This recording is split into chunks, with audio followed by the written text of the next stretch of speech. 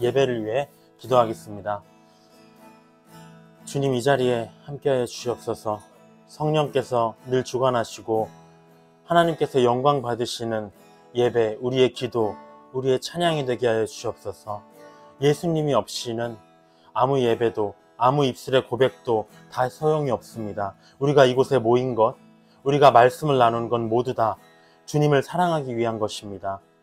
주님의 뜻을 이 시간 알게 하여 주시옵고, 주님의 말씀이 우리의 가슴을 울리게 하여 주시옵고, 가슴을 울리는 것을 넘어 우리의 삶으로 나타나게 도와주시옵소서. 행하는 자들이 되게 하여 주시옵소서.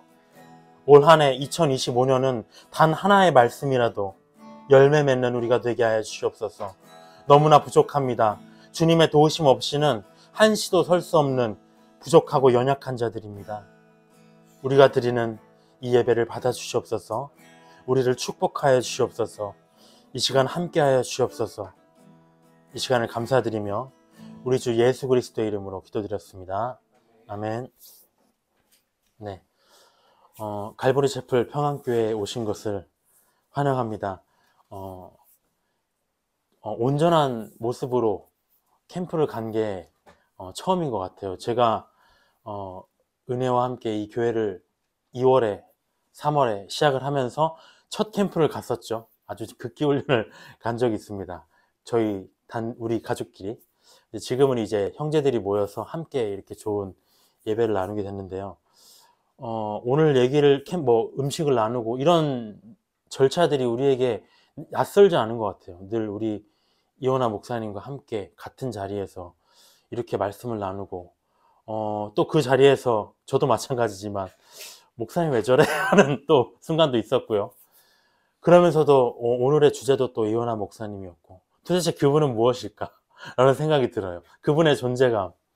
이제 그만 이 땅의 일을 털고 하늘로 좀 가셨으면 좋겠는데, 아마도 주님 오실 날까지도 이렇게 회자되려나 봅니다.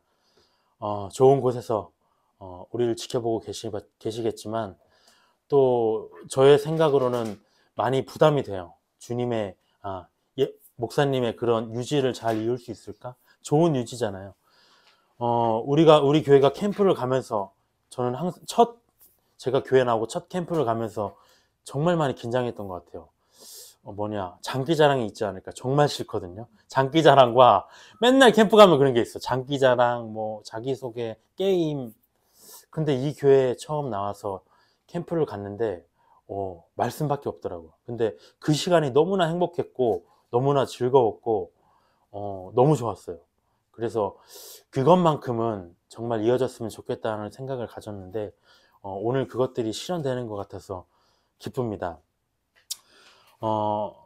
오늘의 이야기를 나누면서 참 드는 생각은 이야기뿐만 아니라 우리가 세상 속에서 사람들을 만나면서 많은 얘기를 듣고 많은 책들을 보고 또 유튜브나 TV를 통해서 많은 사람들의 이야기를 듣지만 어떠세요? 저는 늘 그런 생각이 들어요.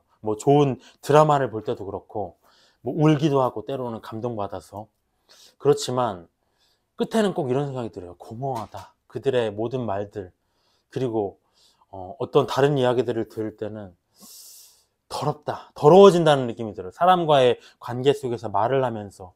그러니까 저조차도 그래요. 내가 내뱉은 말을 이제 곱씹고 집으로 돌아오면서 퇴근하든 아니면 교회에서 나오든 돌아오면서 왜 그런 말을 했지? 내 마음에 진짜 그런 말이 있는가? 어떤 그런 간절함이 있는가? 있는 척 늘 그렇게 얘기하잖아요. 사실은 정말 거짓된 것 같아요. 너무 자괴감이 들 때가 많아요. 그래서 사람의 말이란 진짜 쓸모없다. 사람의 쓴 책, 사람의 이야기를 담은 영상들, 아무리 좋은 말이라도 다 부질없고 거짓되고 한 것들이라는 걸 느낍니다.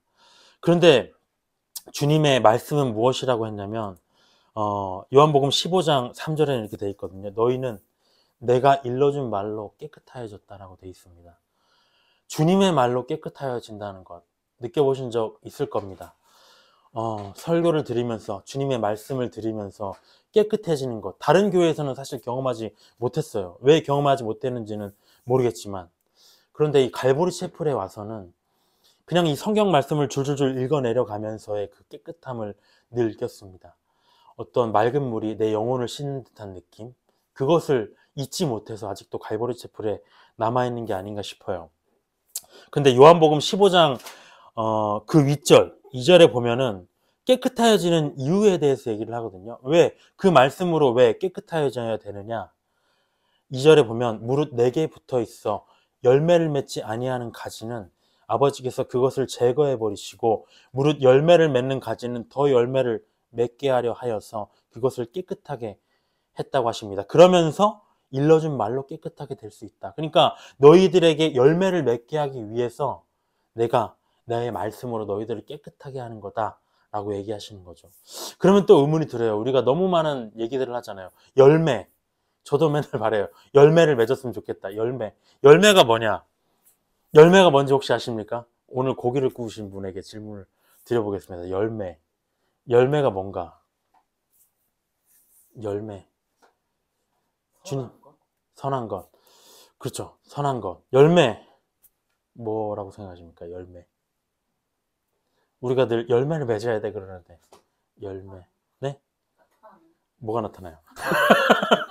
네. 당황하면 이상한 얘기를 하실 때가 있어요. 이해해 주시기 바라고요. 열매는 좋은 거죠.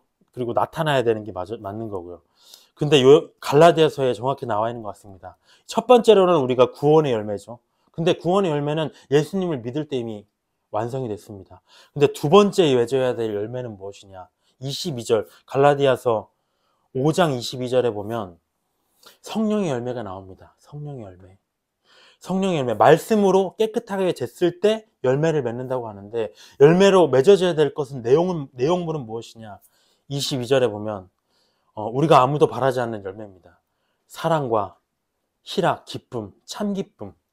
그냥 일시적인 기쁨 말고 참 기쁨, 화평.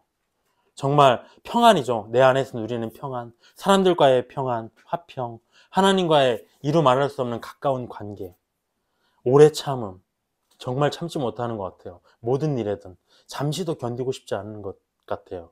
자비, 그리고 양선, 선을 행하는 것, 충성, 할 수가 없죠. 하나님께 충성, 온유, 절제라는 것이죠. 우리가 맺어야 할 열매.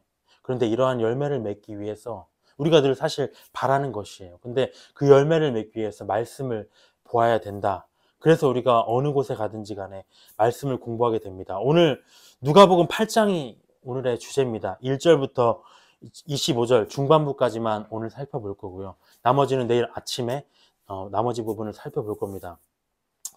계속 차례대로 오고 있습니다. 주일마다 누가복음을 하면서 누가복음 7장까지 끝났었고요. 오늘은 누가복음 8장에 들어가게 됩니다.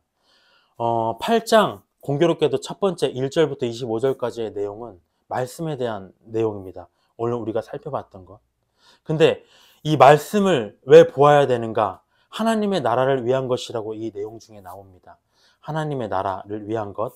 한번 1절부터 살펴보겠습니다. 오늘 말씀에 대한 내용. 1절 그 후에 예수께서 각 성과 마을에 두루 다니시며 하나님의 나라를 선포하시며 그 복음을 전하실새 12 제자가 함께하였다고 되어 있습니다. 예수님은 복음을 전하기 위해서 12 제자들과 함께 발로 뛰셨다는 거죠. 직접 가만히 앉아서 어떤 초능력으로 복음을 전하신 게 아니라 직접 가서 고되게 자기 몸을 희생해 가면서 말씀을 전하셨습니다. 근데 이 복음을 전하셨다고 하는데 복음이 무엇이냐? 복음에 대해서 하십니까? 복음의 내용. 복음은 무엇인가? 복된 소식. 좋습니다. 왜 복된? 이 복이 뭘까요? 간사님께 혹시 질문 드리자면 복. 하나님을 믿는 복.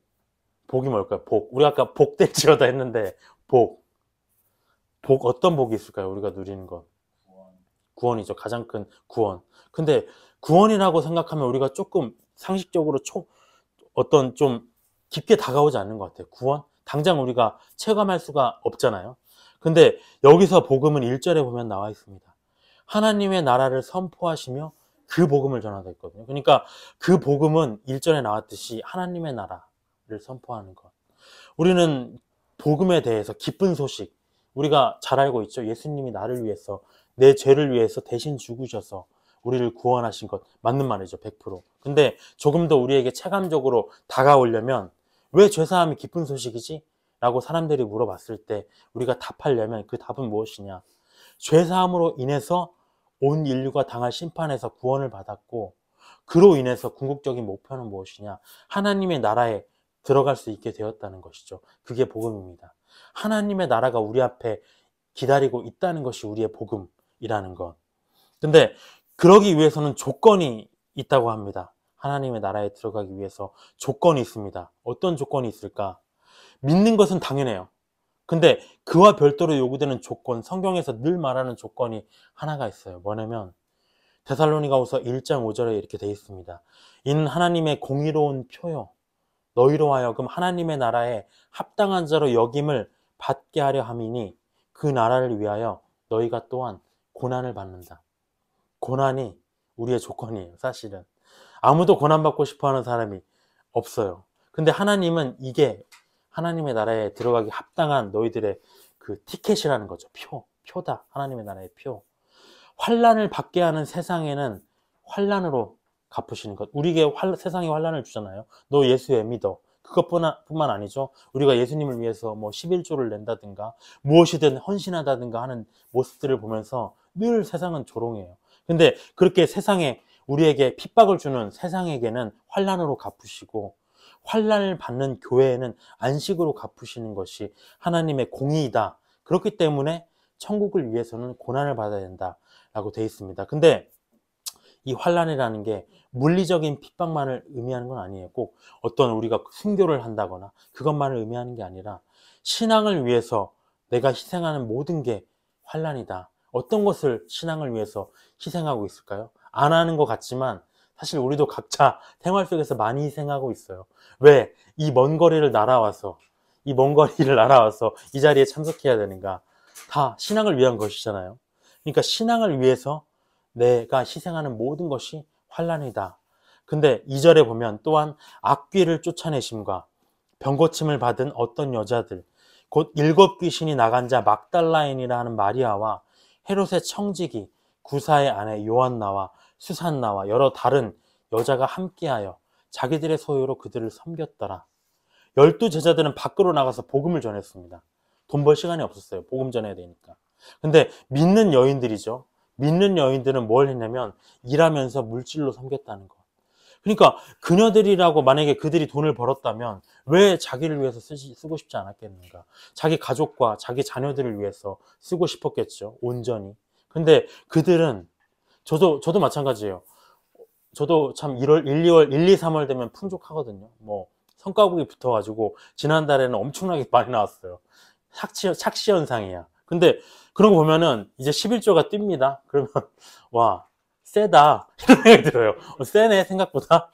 근데 절반을 드렸을 때는 괜찮은데 그게 이제 2배가 되니까 벌써 세네 이런 생각이 든다는 거죠. 근데 이들도 희생하는 거잖아요. 이 복음을 위해서, 섬기는 자들을 위해서 여자들이 나가서 물질로 섬겼다는 것. 하나님의 나라를 위해서 사람에게 가장 귀한 것, 재물을 자기들이 희생했다는 거죠. 그로 인해서 발생하는 생활의 어려움도 있었을 거잖아요. 자기들도. 환난을 감수하기로 작정한 사람들입니다. 여기 계신 자매님이 그래서 그 역할을 해주셔야 될 것 같아요. 제가 이제 일을 그만두고 온전한 주님의 나라를 위해서 헌신하게 될 때. 근데 그게 참 무서워요. 그런 일이 발생하면 저는 정말 목숨을 버리면서 해야 되잖아요, 또. 어쨌든, 이 여인들은 하나님의 나라를 위해서 헌신한 것이다. 단순히 재물을 위해서, 돕기 위해서 그런 게 아니라. 4절에 보면, 그래서 이제 제자들은 여인들이 돕는 그 바탕을 속에서 사람들에게 복음을 전했습니다. 예수님이 복음을 전하셨는데, 4절부터 나오는 내용들이 오늘의 핵심이죠. 우리가 너무나 많이 들은 내용입니다. 4절에 보면 각 동네 사람들이 예수께로 나와 큰 무리를 이루니 예수께서 비유로 말씀하시되 씨를 뿌리는 자가 그 씨를 뿌리러 나가서 뿌릴새 더러는 길가에 떨어짐에 밟히며 공중에 새들이 먹어버렸고 더러는 바위 위에 떨어짐에 싹이 났다가 습기가 없으므로 말랐고 더러는 가시떨기 속에 떨어짐에 가시가 함께 자라서 기운을 막았고 더러는 좋은 땅에 떨어짐에 나서 100배의 결실을 하였느니라. 이 말씀을 하시고 외치시되 들을 귀 있는 자는 들을지어다. 이 씨 뿌리는 비유를 전에 있던 목사님도 굉장히 강조를 했지만 사실 이 강조한 것은 목사님의 말이 아니라 예수님의 말씀입니다. 너희가 이 씨 뿌리는 비유를 알지 못할진데 다른 모든 성경의 비유를 어떻게 알겠느냐 말씀하셨거든요. 가장 중요한 비유고 가장 기본적인 비유다. 우리의 행함의 가장 기본이 되어야 되는 비유라는 것이죠. 우리가 너무 많이 들었던 이 씨 뿌리는 비유, 주어가 뭐냐면 씨입니다. 씨. 씨는 뭘까? 11절에 보면 하나님의 말씀이다라고 그냥 나와 있어요. 하나님의 말씀. 우리가 공부하고 있는 이 성경 말씀이 씨라는 거죠. 씨. 근데 처음에 저는 갈보리 체포라서 굉장히 놀랬던 개념이 뭐냐면 천지가 하나님의 말씀으로 세워졌다는 거. 근데 그 말씀이 예수님이라는 개념이 너무 이해가 안 되기 어려운데 너무 이해가 됐어요. 그 말씀이. 우리가 이 말씀이라는 건 지금 이 글자잖아요. 각자의 나라의 언어가 있고. 우리가 지금 성경을 보고 있지만 1절 창세기부터 계시록까지의 말씀들이 쓰여 있고. 근데 이 한 획, 한 획, 한 점 한 점의 글자들이 예수님이라는 게 이해가 가시나요? 그 내용이. 근데 그게 또 천지를 만드신 하나님의 말씀이라는 거죠. 정말 형이상학적이고 우리의 세상의 지혜로는 알 수가 없는 것. 그래서 그들은 이 성경을, 세상 사람들도 성경을 풀이합니다. 근데 그들의 풀이를 보면 어떤가요? 거기에 아무런 우리가 알고 있는 듯한 그런 지혜가 없어요. 지식적으로만 알고 있다는 거죠. 하지만 우리는 하나님의 지혜를, 이 성경 말씀을 제대로 깨달을 수 있습니다. 그 개념도 이해할 수 있는 거죠. 씨가 바로 하나님의 말씀이요. 하나님의 말씀이 천지를 창조하신 예수님이다 라는 것. 그 개념을 먼저 이해를 해야 됩니다. 씨라는 것은 어떤 건가요? 생명의 근원입니다. 씨를 심어야만 거기서 뭐가 나는 거죠. 모든 것이 씨로부터 시작이 됐습니다. 말씀도 그러하다는 것.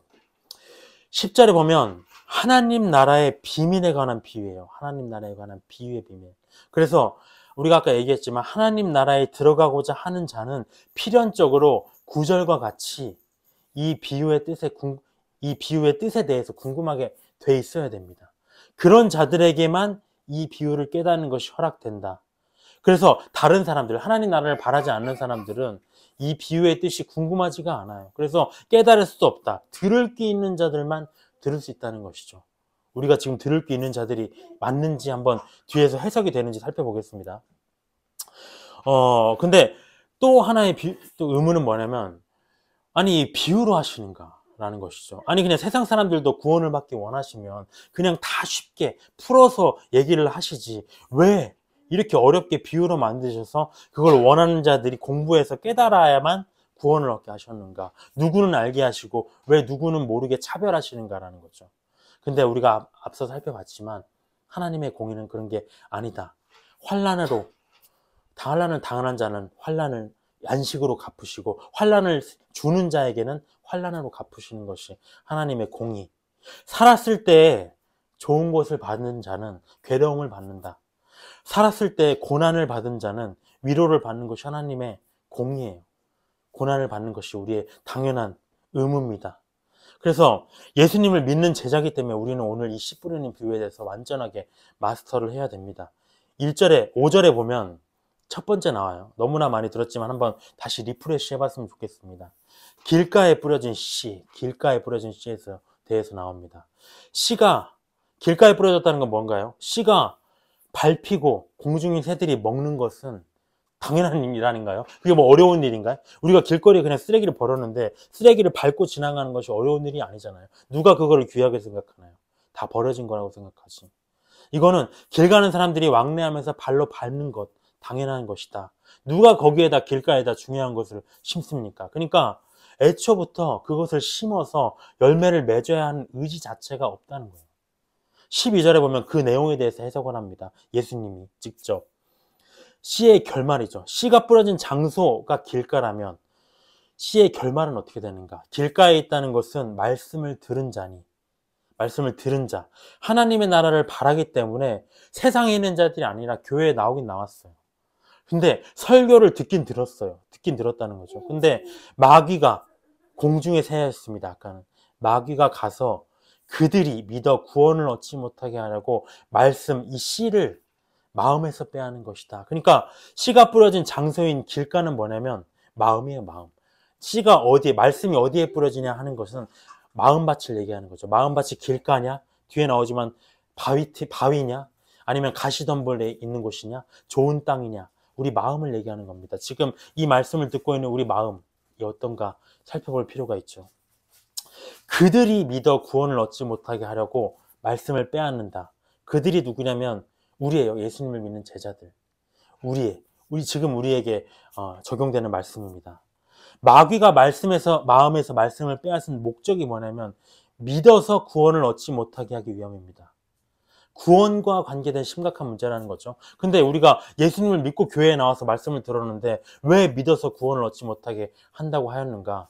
믿음은 들음에서 난다는 거죠. 내가 입으로 예수님 믿습니다라고 한다고 믿어지는 게 아니라 교회에 나와서 그 말씀이 들려올 때 저는 이 말씀을 들으면서 이런 생각했어요. 뭐 글자도 모르는 할머니들이 목사님들 어려운 말로 하시잖아요. 그 할머니들이 설교를 들으면 뭐 알아들을까? 희한한 건 굉장히 알아들으신다는 거죠. 필요한 말씀들을. 저희 할머니가 나이 지긋하게 돌아가셨는데 중학교 때인가 저한테 한글을 알려달라고 하시더라고요. 그래서 그때쯤 짜증내면서 알려줬어요. 기억이 나요. 근데 나중에 보니까 뭘 하려고 했냐면 지금은 성경책이 아니라 찬송가에 앞에 보면은 중요한 시편이나 이런 말씀들을 이렇게 모아놨던 찬송가집이 있더라고요. 거기에 있는 말씀들을 보고 싶은데 볼 수가 없으니까 지금 기억이 나요. 그 말씀 때문에. 근데 그거를 성경 전체를 보는 것도 아니고 거기에 있는 한 30장 가까이 되는 말씀들을 닳도록 보시더라고요. 닳도록. 깨달았을 거라고 생각이 듭니다. 또 설교할 때 목사님들이 하시는 말씀, 성령의 지혜로 깨달았을 거라고 생각해요. 왜? 그들이 받고자 했기 때문에, 듣고자 했기 때문에 믿었을 거라고 확신을 합니다. 근데 이들은 예수님 믿는다고 설교하는 공간에 나와는 있지만 전혀 그 말씀을 듣고자 하는 의지조차 없었다는 거죠. 우리 교회에 이런 자들이 없기를 바랍니다. 그래서 말씀에 내가 무감각하다 하면은 그 사람에게, 나에게 구원을 의심할 만한 사유가 있다는 것을 분명하게 알아야 됩니다. 근데 이거는 마귀의 공격이라고 보기가 어려워요. 왜냐하면 말씀을 들은 제자의 문제입니다. 사실은. 왜냐면 길가에 있는 걸 가져가는 게 마귀가 어렵겠어요? 사람도 쉬운데 그 영적인 마귀가, 모든 것을 할 수 있는 마귀가 버려져 있는 말씀을 가져가는 어려운 일이 아니다. 그 말씀을 소중히 다루지 못했던 성도의 문제다. 그래서 정리하면 이 상태는 뭐냐? 설교 시간에 교회에 앉아 있지만 말씀을 듣는다고 하면서도 말씀에 대한 관심도 감흥도 없고 아무 기대도 없는 것. 그 상태입니다.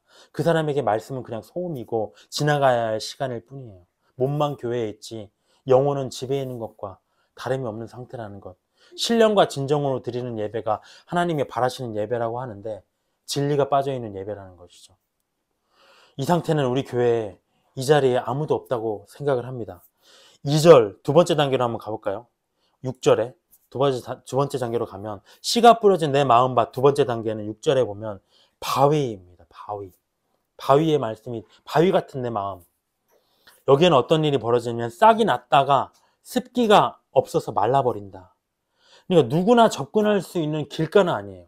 심을 의지가 있었어요. 심어야지 내가 이 씨를 갖고 와서 열매를 맺어야 되겠다라는 생각을 했습니다. 근데 이 씨는 어떻게 해야 자라는가? 흙 속에 뿌리를 내려야 돼요. 그래서 물도 받고 영양분도 받고 다 공급을 받아야 자랄 수 있다는 거죠. 근데 바위에 떨어져 버렸기 때문에 뿌리가 안 나와요. 왜냐? 어디에 받겠어요, 뿌리가. 그래서 뿌리가 조금 자라나긴 했지만 햇빛에 의해서 뿌리가 말라버려서 아무것도 공급받지 못하고 말라버려 버린다는 거죠. 뿌리가 나오긴 했습니다. 이 내용을 12절에 해석을 해주십니다. 바위 위에 있다는 것은 말씀을 들을 때 기쁨으로 받지만 듣는 것을 넘어서 받았어요. 지난주에 우리가 받는다는 것에 대해서 생각을 해봤습니다. 들은 그 말씀이 가슴을 울려서 내가 이 말씀대로 살아야 되겠는데, 비록 내가 실패할지라도 그 순간에 이 말씀대로 내 마음을 모토를 잡고 살아야 되겠다라고 결단하는 것, 그 상태가 받는 단계입니다. 근데 받긴 받았는데 뿌리가 없어서 잠깐 믿다가 시련, 고난, 아까 우리가 고난에 대해서 얘기를 했죠. 고난을 당할 때 배반하는 자. 어떻게 배반하는 겁니까? 예수님에 대한 믿음을 떠나는 것이죠. 신앙을 잃어버린다는 거죠. 이 말씀 내가 성경대학 하면서 많이 들었는데 결정적인 순간에 아, 이제 못해 먹겠다. 이제 교회가 뭐고 말씀이고 뭐고 이제 때려쳐야 되겠다. 앞서 우리가 얘기했지만 크리스천에게 시련, 고난은 뭐냐면 하나님 나라에 합당한 자로 여김받기 위해서 당연히 우리가 받아야 되는 내용이에요. 근데 아까 말했듯이 어떤 고난? 예수님을 위해서 희생하는 모든 것이, 손해보는 모든 게 다 고난입니다. 내가 뭔가를 손해본다면 다 고난이에요. 근데 믿음을 포기하고 쉽게 만드는 거 다 고난입니다. 근데 이 바위 위에 떨어진 씨가 이렇게 싹을 내듯이 처음에는 말씀을 듣고 너무 좋아가지고 내가 그렇게 살아야지 다짐하지만, 그렇게 말씀을 받았지만 믿음의 뿌리가 단단하게 박히지 못했기 때문에 고난을 만났을 때 믿음이 말라버린다는 거죠. 근데 이런 마음의 상태, 열매 맺기 부적합하다라는 것. 근데 구분해야 될 상황이 있는 것 같아요. 우리가 투쟁하고 넘어졌을 때 그게 예수님을 배반한 것인가?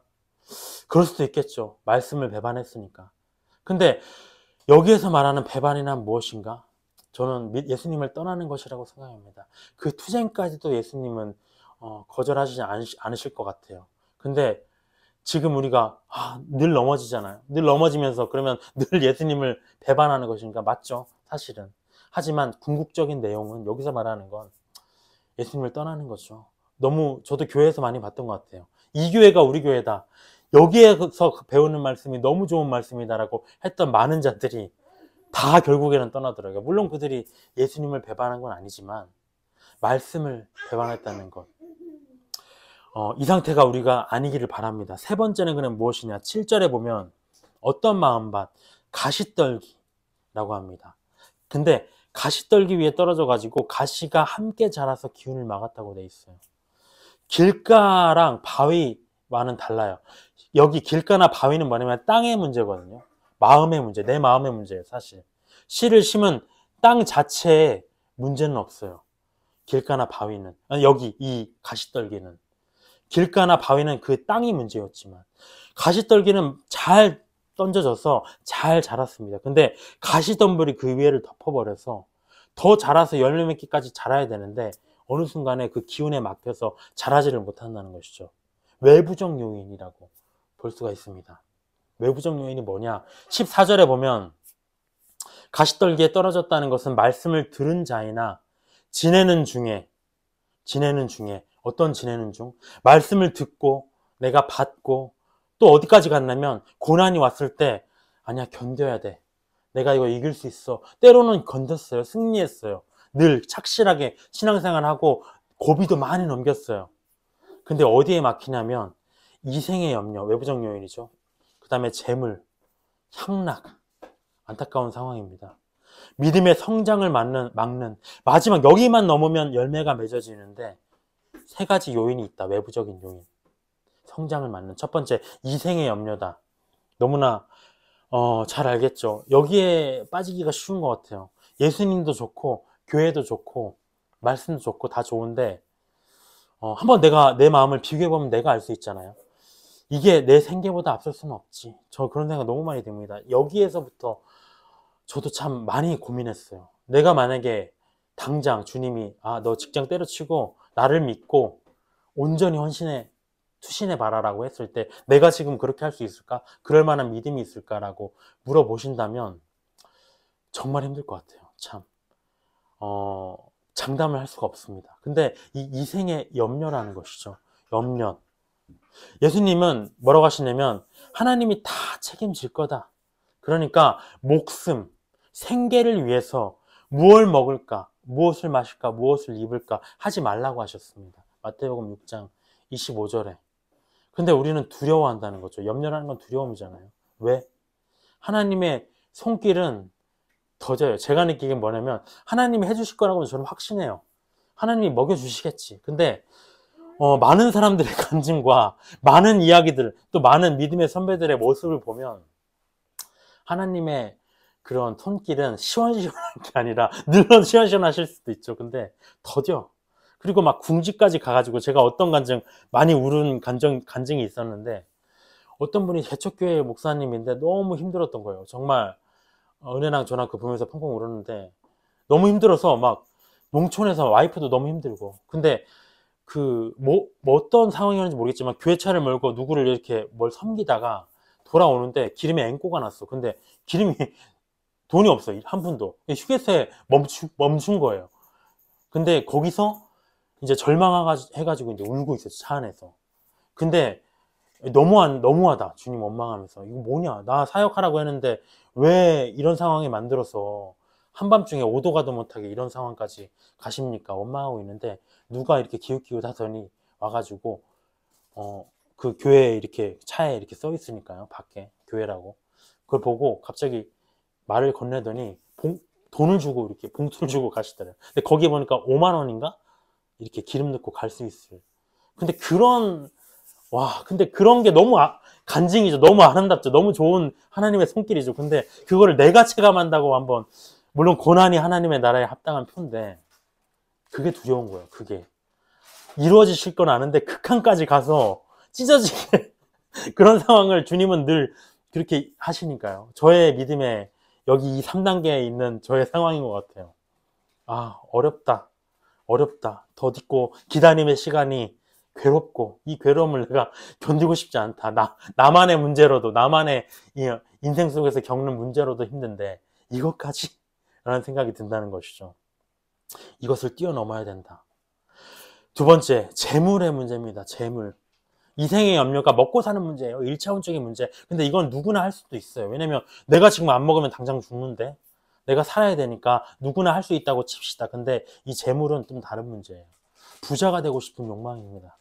부자. 아니야, 나는 부자 되고 싶진 않아. 근데 내가 재물을 축적하고 있다면 사실은 그것도 이 재물의 단계에 속한다고 생각합니다. 성경 곳곳에서 재물은 크리스천에게 가장 큰 우상이라고 얘기하고 있어요. 저도 이 말을 할 때마다 떨려요. 왜냐면 누구나 당해낼 수 없기 때문에 이 재물의 문제. 마태복음 6장 24절에 뭐라고 되어 있냐면 한 사람이 두 주인을 섬기지 못할 것이니 이를 미워하고 저를 사랑하거나 이를 중히 여기고 저를 경히 여깁니다. 하나님과 재물을 겸하여 섬기지 못한다. 이런 얘기 많이 하죠. 정말 조심스러워요. 왜냐면 너무 많았어. 그런 사람들이 너무 많고 나조차도 그렇기 때문에 내가 재테크를 한다고 칩시다. 이 땅에서 내가 부자가 되고 싶은 건 아니고 이렇게 내가 벌 만큼 이렇게 주님의 신앙생활을 방해하지 않을 만큼 재테크를 해서 내가 살아야 되기 때문에 재테크를 합니다. 하나님의 뜻일까 생각이 듭니다. 하나님의 뜻이 아닐 것 같아요. 저는 아니라고 생각이 들어요. 왜냐면 두 주인이거든요. 재물을 의지하느냐? 아니, 재물과 하나님을 같이 섬기는 건 사실 없다는 것이죠. 참 무서운 얘기입니다. 야고보서 5장 1절 3절에는 뭐가 되냐면 들으라 부한 자들아 너희에게 이 말 고생으로 말미암아 울고 통곡하라. 너희 재물은 썩었고 너희 옷은 좀 먹었으며 너희 금과 은은 녹이 슬었으니 금이 녹이 슬 거라고 누가 생각합니까? 이 녹이 너희에게 증거가 되며 불같이 너희 살을 먹으리라. 너희가 말세에 재물을 쌓았도다. 지금 말세잖아요. 주님 오실 날이 정말 멀지 않았습니다. 말세에 재물을 쌓았도다 라고 하는 것.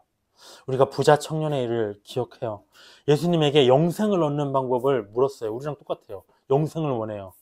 근데 율법도 다 지켰어요. 정말 우리보다 헐나요. 우리는 율법에는 돌로 쳐 죽일 사람들이거든요. 사실은 율법을 다 지켰어요. 근데 그를 사랑하시면서 뭐라고 하시냐면 네가 온전하고자 할진대 네 소유를 팔아서 가난한 자들에게 주고 나를 따르라. 근데 이거 여기에 걸리지 않을 크리스천들이 있을까 싶어요. 누가? 네 소유를 다 팔아버리고 나를 따르라. 나만 믿고 살라는 거죠. 근데 이 말씀을 듣고 근심함을 갖다. 저도 근심이 듭니다. 이런 말씀을 들으면서. 재물을 가까이 하면 그게 사랑하게 되는 것. 근데 재물에도 관심이 있고 말씀에도 관심이 있다? 맞지 않는 내용이라는 겁니다. 어떻게 하면 내가 좀 더 벌어야지? 모을 수 있지? 근데 이렇게 재테크하기도 바쁘잖아요. 세상의 시류도 따라가기 바쁩니다. 요즘 얼마나 돈 버는 수단이 발전했어요. 근데 내가 성경을 볼 시간 없다는 거죠. 성경대학 나오고 이 정도 내가 성경 공부하면 됐지. 무슨 더 이상 성경에 인생을 거느냐. 성경도 열심히 봤으니까 이제 돈도 벌고. 이게 바로 재물이라고 생각을 합니다. 세 번째, 향락. 마가복음에서는 기타 욕심이라고 해요. 재물 외에 육신을 기쁘게 만족시키는 육신의 정욕에 속한 것들이 모두 이 향락 기타 욕심입니다. 근데 재물을 따로 뺐어요. 재물 우리에게 얼마나 기쁨을 줍니까? 근데 재물은 따로 빼셨어요. 왜? 엄청나게 중요한 거기 때문에. 재물에 앞에 두고 온전하게 될 사람이 없기 때문에. 정말 무서운 말씀입니다. 기타 욕심, 성적인 쾌락, 뭐 식탐도 있고 술도 있고 게임, 마약 모두 다 우리 육신을 기쁘게 하는 것은 다 이 향락이라고 볼 수 있겠죠. 이것들에 사로잡히면 쑥쑥 믿음이 자라다가도 마지막 단계에 통과하지 못한다. 온전한 열매를 맺지 못한다는 거. 너무 마음이 무거운 말씀이에요. 8절에 마지막 단계가 나옵니다. 여기까지 뚫고 나가면 몇 명이나 될지 모르겠지만 좋은 땅 100배 결실을 한다고 합니다. 열매, 아까 우리가 봤지만 성령의 열매도 있겠죠. 근데 내가 바라던 것의 결실이 아니에요. 너무 우리의 교회들은 잘못 얘기하고 있죠. 네가 뭘 바라냐? 그게 맺어질 거야. 네가 어떤 아이의 병고침을 바라냐? 그게 열매야. 아니야. 그건 열매가 아니야. 네가 가난하냐? 네가 부하게 될 거야. 그건 열매가 아니에요. 열매는 뭐냐면 내가 바라는 게 아니라 하나님의 나라에 들어가기 위해서 그분이 원하시는 열매예요. 하나님의 나라에. 그분이 원하시는 수준까지의 나의 모습이라는 거죠. 어떤 모습? 아까 봤지만 사랑, 희락, 충성, 온유, 절제 이런 것들로 우리가 천국에 간다는 거죠. 100배의 결실. 나는 말씀만 심었는데 100배가 나온다는 거. 상상할 수 없었던 결과를 가져다 준다는 것입니다. 14절에 좋은 땅에 있다는 것은 착하고 좋은 말씀으로 말씀을 듣고. 왜 착한 말씀이 필요할까요? 착함이 필요할까요? 말씀을 들을 때 억지로 분노하면서 부정적으로 들어서는 안 된다는 거죠. 착한 말씀으로 이 말씀은 다 나를 위한 말씀이구나. 내가 회개해야 되겠구나. 다 나를 돌아보면서. 근데 때로 말씀에 분노가 나기도 하잖아요. 그렇게 돼서는 안 된다는 겁니다. 착하고 좋은 말씀으로. 이 말씀이 내 인생을 구원할 유일한 소망이라는 착하고 좋은 말씀으로 들어야 된다는 거죠. 그래서 지키어 인내로 결실하는 자자. 지키어. 어디서부터 지킵니까? 새가 빼앗아 가지 않도록. 새가 길가에 놔둬서 빼앗아 가지 않도록 지키고요. 귀하게. 또 가시덤불을 뚫고 나갈 때까지 인내해야 된다는 거죠. 인내로. 계속 막혀 있어도 계속 뚫어야 됩니다. 더더 버리고 그때 열매가 맺어진다라고 하는 거. 정말 여기만 우리가 이 내용만 온전히 성취할 수 있어도 이 땅에서의 우리의 몫은 다 한 것 같아요. 하나님이 열매 맺기를 원하시는 제자가 말씀의 씨를 대하는 자세에 대해서 지금까지 봤습니다. 우리는 이 말씀을 듣고 근데 이런 생각이 들어요. 우리가 지금은 안 그렇지만 이원하 목사님 때부터 우리가 좋은 말씀을 들어왔지만 과거에는 또 다른 교회에 다니는 사람들은 이렇게 생각할 수 있어요. 주님, 저에게 좋은 말씀을 만약에 주는 사람이 없으면 어떡합니까? 내 마음밭에 내가 좋은 마음으로 받을 준비가 되어 있는데 그걸 안 뿌리면 어떡합니까? 하소연할 수도 있다는 거죠. 말씀을 배운다는 건 창세기부터 계시록까지 다 배운다는 겁니다. 근데 너무 많이 있지만 사람의 말에다가 성경이라는 양념만 뿌리는 설교가 너무 많다는 것이죠. 그래서 좋은 씨를 못 받았어요. 내 잘못이 아닙니다라고 얘기를 한다면 거기에 대해서 뒤에 16절에 말씀하십니다. 바로 이어서 뭐라고 하시냐? 누구든지 등불을 켜서 또 비유를 하세요. 너무 어려워. 그릇으로 덮거나 평상 아래에 두지 아니하고 등경 위에 두나니 이것은 들어가는 자들로 그 빛을 보게 하려 함이라. 잘 해석해야 됩니다. 아까 우리가 씨가 말씀이라고 했는데 이 등불은 뭘까? 시편 119편 105절에는 뭐라고 되어 있냐면 주의 말씀은 내 발의 등불이라고 되어 있어요. 주의 말씀이 등불입니다. 내 인생을 비추는 길, 내 인생에 나아갈 길을 비추는 것. 근데 사람들이 등불의 빛을 보게 하기 위해서 올려두는 등경은 뭡니까? 등불이 있는데 등경 위에 올려놓잖아요. 많은 사람들이 볼 수 있도록, 그 빛을 볼 수 있도록. 등경은 뭐냐? 목회자들이죠. 그릇이잖아요. 말씀을 전하는, 말씀을 들고 있는 그릇이 바로 등경이 바로 목회자입니다. 그래서 좋은 씨를 받으려면 어떻게 되느냐? 좋은 등경을 찾아가야 되는 것이죠. 진리의 성령의 기름 부음을 받은 목회자들을 통해서 말씀을 들을 수 있다는 겁니다. 근데 17절에 오묘한 말씀이 있어요. 너무 어려운 말씀. 숨은 것이 장차 드러나지 않을 게 없고 감추인 것이 장차 알려지고 나타나지 않을 것이 없다. 이게 뭐냐면 사실 방금 말했듯이 등경 위에 말씀을 올려놓는 목회자들이 있느냐, 말씀을 받고 있는 등경과 같은 목회자들이 많이 있느냐? 없어요, 사실은. 그래서 실상 말씀의 빛을 제대로 비추는 목회자들을 만나기 쉽지 않은 게 현실이다. 근데 오히려 등경인 목회자들이 뭐라고 하냐면 자기의 말로 그 등불을 가리잖아요. 말씀의 빛을 숨기고 바닥 위에 내려놓고 있잖아요. 등경만 덩그러니 남겨진 상황을 우리가 많이 보잖아요. 근데 걱정하지 말라고 합니다. 내가 제대로 된 말씀을 듣고자 하는 의지만 있으면 그것들은 숨겨지고 감춰질 수가 없다. 다 나타나게 돼 있다. 네 의지가 부족한 것이다. 왜? 당연한 것이다. 18절에 보면 그러므로 너희가 어떻게 들을까 삼가라. 누구든지 있는 자는 받겠고 없는 자는 그 있는 줄로 아는 것까지도 빼앗기리라. 그렇기 때문에 너희가 해야 될 건 뭐냐면 어떻게 들을까 삼가라는 거죠. 스스로 제대로 된 복음의 말씀을 내가 못 들었는데요. 마음에 좋은 씨를 뿌려주는 사람이 없었는데요. 할 수 없다는 겁니다. 등경 위에 분불을 놓고 있는 목회자들을, 등경과 같은 그런 신실한 목회자들을 못 만나는데요. 못 한다는 거죠. 왜? 어떻게 들을 것인지는 남이 해주는 게 아니에요. 내가 스스로 삼가해서 조심해서 결정해야 되는 문제라는 것이죠. 내가 그 등경에 있는 곳으로 찾아갈 수 있습니다. 내가 이 교회의 말씀이 충분치 않아서 고민이면 하나님께 기도해서 다른 교회를 찾아갈 수 있죠. 그렇지 않아도 우리가 지금의 시대에 유튜브만 보면 모든 사람들의 설교가 다 나와 있어요. 들으면서 기도하면서 하나님의 원하시는 그 등경을 우리가 찾아갈 수 있다는 겁니다. 그로부터 하나님의 등불을 발견할 수 있다는 것입니다. 그래서 나의 의지로 이건 정해질 수 있는 것이다. 그렇게 하면 이미 하나님의 말씀을 많이 깨달은 자라도 더 깨달을 것이고, 그렇게 하지 않으면 어떻게 되냐면 하나님의 말씀을 내가 조금 깨달았지만 그 깨달은 것까지도 빼앗긴다는 거죠. 모르게 된다. 다 까먹어 버린다는 것입니다. 말씀의 씨를 빼앗기면 근데 어떻게 되는가? 길가에 뿌려진 씨와 같이 구원을 얻을 만한 믿음을 빼앗긴다는 것이죠.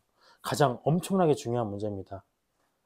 여기서는 말씀을 전하는 등경의 문제였다면 또 그것이 다가 아닙니다. 그것보다 더 중요한 게 무엇이냐? 19절에 나와 있듯이 예수의 어머니와 그 동생들이 왔으나 무리로 인하여 가까이 가지 못하니 어떤 이가 알리되 당신의 어머니와 동생들이 당신을 보려고 밖에 서 있나이다. 예수께서 대답하여 이르시되 내 어머니와 내 동생들은 곧 하나님의 말씀을 듣고 행하는 이 사람들이다. 이렇게 얘기하십니다. 그럼 내려놔도 돼요. 중요한 건 뭐냐면, 결론적으로 중요한 건 뭐냐면 들은 하나님의 말씀을 목회자들을 어렵게 찾아가서 내가 그 등불을 찾았다면 결론은 뭐냐? 행함이라는 거죠. 행함. 하나님의 말씀을 듣고 행하는 이 사람들이 내 형제고 내 자매다라는 것입니다. 하나님의 말씀을 거기까지 말씀하신 다음에 마지막으로 얘기하시는 게 무엇이냐? 말씀에 행해야 된다까지 말씀하신 거예요. 그 다음에 실전 현장에 이제 제자들을 투입하시는 내용이 22절부터 오늘 끝절 25절까지가 나와 있습니다. 보면 뭐라고 되어 있냐면 이제 실례입니다. 하루는 제자들과 함께 배에 오르사 그들에게 이르시되 호수 저편으로 건너가자 하시매 이에 떠나 행선할 때 예수께서 잠이 드셨더니 마침 광풍이 호수로 내리침에 배에 물이 가득하게 되어 위태한지라. 제자들이 나와 깨어 이르되 주여 주여 우리가 죽겠나이다 한데 예수께서 잠을 깨사 바람과 물결을 꾸짖으시니 이에 그쳐 잔잔하여지더라. 제자들에게 이르시되 너희 믿음이 어디 있느냐 하시니 그들이 두려워하고 놀랍게 여겨 서로 말하되 그가 누구이기에 바람과 물을 명하여 순종하는가. 방금 행함에 대해서 말씀하셨어요. 너희가 씨를 잘 마음에 받아야 된다. 인내로 지켜서 결실해야 된다. 또 하나는 무엇이냐? 그 등불을 잘 등경 위에 올려놓는 등경과 같은 목회자들을 만나야 된다. 스스로 어떻게 들을지 삼가야 된다. 그 다음에 메시지는 행해야 된다. 행하는 자들이 나의 형제요 자매다. 그 행함의 신뢰를 지금 우리가 방금 읽은 구절에서 얘기하고 있는 겁니다. 예수님이 제자들에게 저쪽으로 건너가자 말씀하셨어요. 기분이 엄청 좋아. 저쪽으로 건너가자 말씀하셨어요. 말씀의 씨를 제자들의 마음에 지금 뿌리신 겁니다. 이거 잘 봐보세요. 앞서 내용하고 적용해야 돼요. 말씀의 씨를 지금 마음에 뿌리셨어요. 길가, 아, 나 이거 못 듣겠는데? 하면, 아, 저 말씀 나 못 받겠는데 하면 길가에 버려지는 겁니다. 만약에 근데 돌밭에 받았다면, 아, 조금 믿었지만 이 제자들은 어떻게 됐습니까? 아, 건너갑시다. 믿었다가 풍랑이 오니까, 시련이 오니까 거기서 무너졌다는 거죠. 살려주십시오. 그 말씀 못 믿겠습니다. 이 제자들의 상태입니다. 만약에 이 들은 말씀이 반드시 성취될 거야.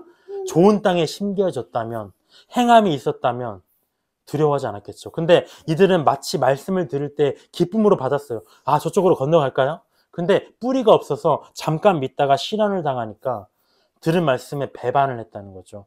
바위에 뿌려진 씨와 같이 요동했습니다. 거기서 뭐라고 하시냐면 그 모습을 보시고 25절과 같이 너희 믿음이 어디 있느냐? 어디 있는 것이냐? 말씀의 씨를 받았는데 어디 갔느냐? 왜 믿음의 행함이 나타나지 않느냐?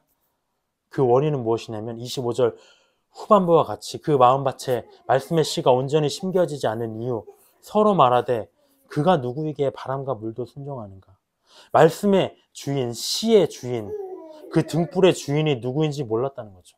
결론적으로는 그것을 좋은 땅에 받지 못하는 이유, 예수님이 그 말씀이 무엇인지 얼마나 중요한 것인지 알지 못했기 때문에 예수님이 천지 만물의 창조자고 불가능이 없으신 전능하신 하나님이라는 걸 알지 못했다는 거죠. 그렇기 때문에 그가 말씀을 던져도 그게 좋은 말씀인지 나쁜 말씀인지 그게 씨인지 등불인지 전혀 몰랐다는 것이죠. 우리가 가지고 있는 이 성경 말씀은 단순히 소설책이나 자기계발서에 기록된 것과 같은 좋은 말씀이 결코 아닙니다. 지금도 자기가 창조하신 이 천지 만물을 붙들고 계신 능력의 말씀이라는 것이죠. 오늘의 내용들, 행함의 중요성에 대해서는 성경 여러 군데에서 강조하셨습니다. 우리가 지난 시간에도 행함에 대해서 봤죠. 야고보서 1장 21절 한번 찾아볼까요? 야고보서 1장 21절, 22절. 야고보서 1장 21절, 22절 함께 한번 읽어봤으면 좋겠습니다. 야고보서 1장 21절부터 22절 함께 읽겠습니다. 그러므로 모든 더러운 것과 넘치는 악을 내버리고 너희 영혼을 능히 구원할 바 마음에 심어진 말씀을 온유함으로 받으라. 너희는 말씀을 행하는 자가 되고 듣기만 하여 자신을 속이는 자가 되지 말라. 첫 번째는 21절과 같이 말씀을 받는 거예요. 그리고 나면은 행하는 자가 되어야 된다. 근데 행하지 않으면 속이는 자 어떻게? 저도 너무 많이 속여봤어요.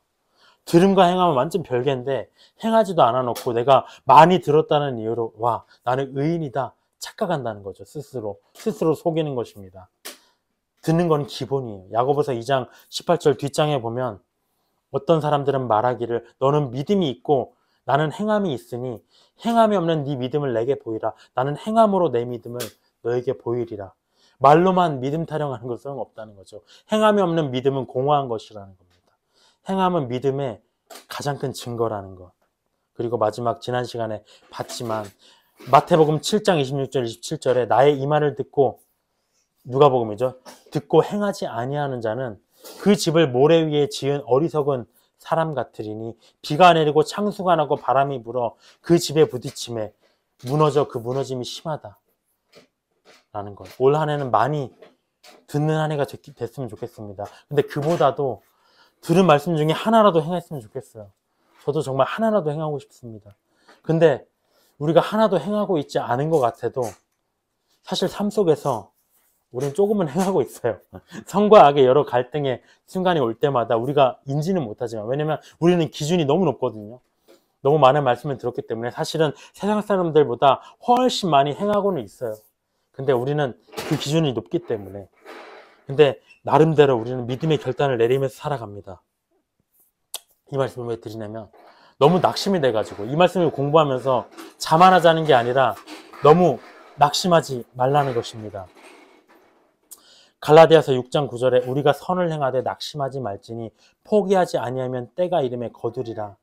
거둘 만한 열매를 맺기까지는 시간이 걸리지만 뭐 넘어져서 깨지고 뒷걸음질하고 또 낙심하고 포기하고 싶어도 저의 매일의 마음의 상태 같아요.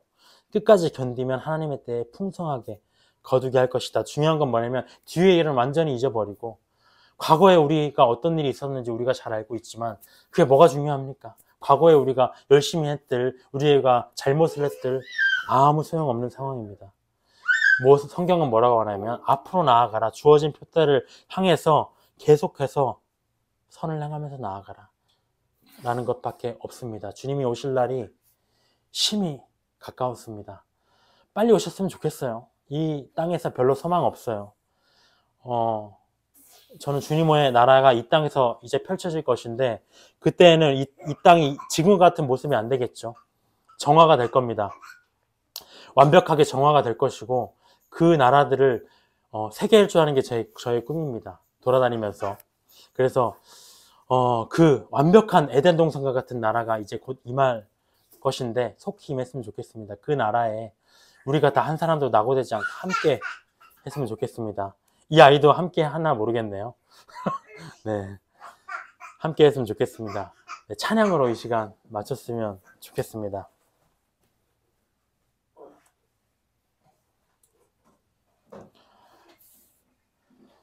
네, 다 함께 기도하시겠습니다. 주님, 주님의 말씀을 나눴습니다. 너무나 무거운 말씀입니다. 하지만 너무 어렵게도 생각하고 싶지 않습니다. 우리의 머리로 우리가 이것들을 지켜나가려면 부자 청년처럼 뒤돌아서야 할 것입니다. 근심하며 갈 수밖에 없을 것입니다. 그러나 우리가 의지하는 것은 오직 성령입니다. 성령의 열매라고 하였습니다.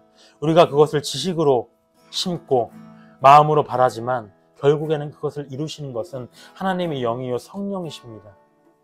그러므로 우리가 바라는 것은 충만한 성령의 역사입니다. 우리가 충분히 이 말씀을 마음에 심었으니 이제는 이것들이 맺어져 열매 맺을 수 있도록 우리가 감당할 수 없이 이룰 수 없는 그 엄청난 믿음, 우리가 바라는 것 이상의 그 100배의 열심내는 열매를 맺는 그 온전한 믿음을 성령께서 주실 줄 믿습니다.